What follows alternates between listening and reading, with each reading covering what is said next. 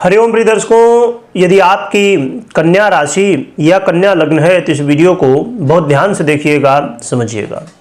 इस वीडियो में हम समझेंगे शुक्र राशि परिवर्तन प्रभाव को। शुक्र का गोचर काल बदलने वाला है। अब शुक्र शनिदेव की राशि मकर राशि साधारण राशि को छोड़ के और शनिदेव की मूल त्रिकोण राशि कुंभ में गोचर करने जा रहे हैं। ये 28 दिसंबर 2024 को गोचर करेंगे और ये 28 जनवरी तक यहीं पर रहेंगे। 28 जनवरी को पुनः राशि परिवर्तन करेंगे और मीन में जाएंगे। तो 28 का ये शुक्र का गोचर काल 28 दिसंबर का 29 दिसंबर से क्या आपके जीवन में प्रभाव दिखेगा। आपके जीवन में ये पूरे महीने में जब लगभग एक महीने तक शुक्र गोचर करेंगे तो क्या प्रभाव दिखेगा, इसे हम विस्तार से समझेंगे। प्रिय दर्शकों, देखा जाए तो शुक्र महाराज क्रमशः मंगल, राहु और देवगुरु बृहस्पति के नक्षत्र से भी गोचर करेंगे और मंगल से दृष्ट भी है। शुक्र की स्थिति देखी जाए तो शुक्र महाराज आपके लिए आपके बड़े महत्वपूर्ण ग्रह हैं कहा जाए, क्योंकि आपके ये भाग्येश भी बनते हैं। और साथ में शुक्र महाराज आपके जीवन में एक ऐसे भाव जिसके लिए वैसे तो आज का समय बहुत कुछ बदला हुआ है, परंतु आपका पारिवारिक भाव उसके भी अधिपति हैं, आपके वाणी के अधिपति हैं, जो कि आज के समय में बहुत कुछ बदला हुआ है, परंतु फिर भी अभी भी कुछ लोग ऐसे हैं जो इन चीज़ों को समझते हैं। किनको? पारिवारिक स्थितियों को। इसके अलावा शुक्र का गोचर काल आपके षष्ठम भाव में होने जा रहा है और शनिदेव के साथ युति होगी, जो कि आपके पंचमेश है। यानी भाग्येश और पंचमेश दोनों की युति अपने आप में श्रेष्ठ योग बन जाता है। इसके अलावा जब शुक्र और शनि की युति होती तो इसे सुंदर भार्या योग भी कहा जाता है, अन्य नामों से भी जाना जाता है। तो ये शुक्र का गोचर काल इन स्थितियों के साथ आपको क्या प्रभाव देगा, इसे हम समझेंगे। प्रिय दर्शकों, देखा जाए तो कन्या वालों के लिए शुक्र महाराज, यदि आप कर्ज में, लोन में, इन सब चीज़ों में फंसे हुए थे, परेशान थे, तो कोई ना कोई रास्ता निकालेंगे, कोई ना कोई रास्ता तो मिलने वाला है। इसके अलावा आप ये देखेंगे कि इसमें आपने जो पहले मेहनत की है उसका रिजल्ट अब आपको देखने को मिल रहा है। शत्रु बाधा यदि आपके जीवन में बहुत ज़्यादा बनी हुई है तो अब वो सब चीज़ें ठीक होने वाली है। यानी कि शत्रु, देखिए शत्रुता तो जीवन में हो ही जाते हैं किसी न किसी से, परंतु आवश्यक ये है, क्योंकि कई बार अब जैसे ऐसे लोग मिलते हैं और कई बार वास्तविकता भी होती, कई बार नासमझी भी हो जाती है कि गुरुजी ऐसा पूजा कर दीजिए कि सामने वाला सीताराम हो जाए। बहुत परेशान करता है। हमें यह समझना चाहिए कि यदि परेशान करता है तो वो हमें परेशान ना करे, बस इतना ही पूजा कर दो, या तो इतना ही हम कुछ ऐसे करें कि वो परेशान ना करे। पर किसी का सीताराम हो जाए, ये कहीं ना कहीं हम अपने लिए ही समस्या खड़ी कर रहे हैं, क्योंकि कहीं ना कहीं हमारे कर्म ही होंगे जिसकी वजह से किसी का सीताराम होगा। तो ये समस्या है और ये नासमझी है, क्योंकि जब भी आप कोई कर्म करते हैं, ठीक है, उसका सीताराम हो जाएगा तो वो कहीं ना कहीं आपके जीवन में जो समस्या उत्पन्न कर रहा है तो खत्म, परंतु कर्म तो आपका ही है। आपने भी उसने कर्म किया क्या कि आपको परेशान किया, आपने क्या किया। तो इसलिए इन चीज़ों को समझना चाहिए। कई बार अभी कुछ समय पहले ही किसी से बात हो रही थी तो ये कह रहे थे, तो वही बात मुझे ध्यान में आई, शत्रु बाधाएं दूर होंगी। मतलब आपके यदि जीवन में कोई समस्या थी शत्रु बाधा से, वो दूर हो जाएगी। इसका मतलब ये नहीं कि किसी का सीताराम हो जाए, और क्षमा करिएगा। इसके अलावा यदि आप अपने जीवन में रोगों से परेशान हैं, उनमें राहत देखने को मिलेगी।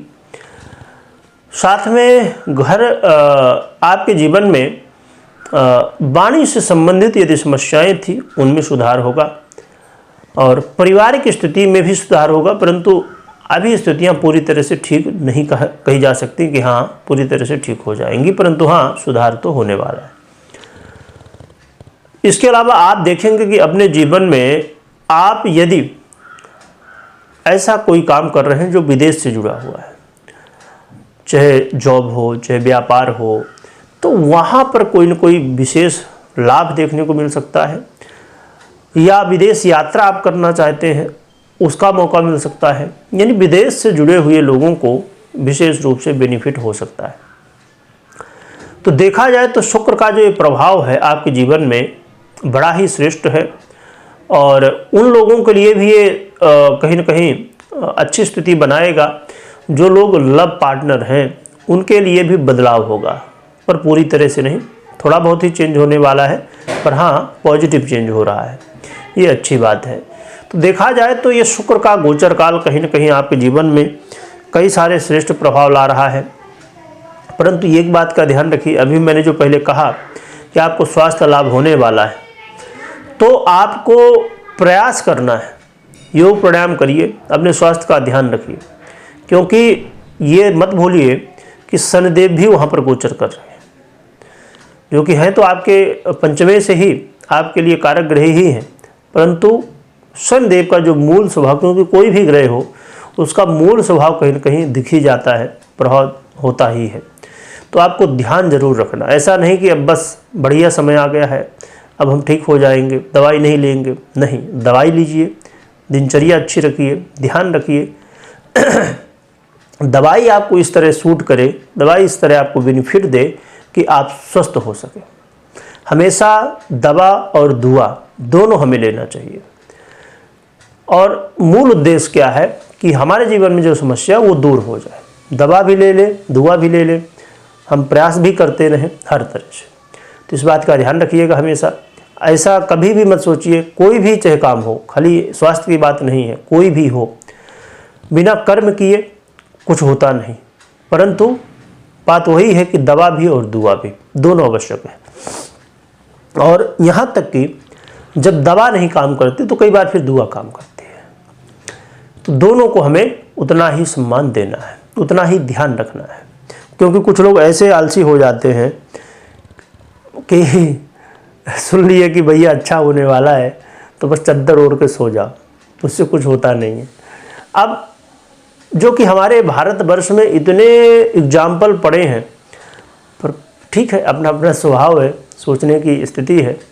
तुलसीदास जी ने भी कहा कि भाई बिना कर्म के कुछ नहीं हो सकता, यानी कि कर्महीन नर पावत नाही, सकल पदार्थ ही जग माही, कर्महीन नर पावत नाही। मतलब कर्म से हीन जो व्यक्ति है वो कुछ भी प्राप्त नहीं कर सकता है, सब इसी दुनिया में।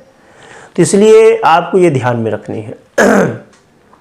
रही बात कि उपाय क्या करना चाहिए जिससे हमें और भी अच्छे परिणाम मिल सके, तो उपाय के लिए आप नित्य प्रति प्रयास करिए कि भगवान भोलेनाथ की आराधना करिए, भगवान भोलेनाथ को जल चढ़ाइए, जो भी सेवा कर सकते हैं तो सेवा करिए। खासकर वैसे तो लोगों को मालूम ही है, पर विशेष रूप से ध्यान रखिए कि बेलपत्र में यदि राम राम लिख के आप चढ़ा सकें तो और भी अच्छा है आपके लिए, और भी श्रेष्ठ प्रभाव आपको देखने को मिलेगा।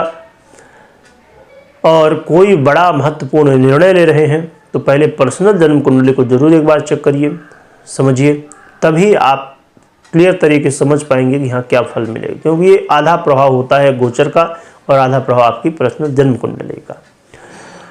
कमेंट में जयकारा लगाइएगा और साथ में स्मरण करिएगा। देखिए एक चीज़ और भी यहाँ पर हम बात कर लें, फिर पूरा करते हैं कि कई बार लोगों के जीवन में ऐसा होता है कि कुछ लोग ऐसे स्थिति में होते हैं कि उनके पास उपाय करने के लिए भी पैसे नहीं हैं।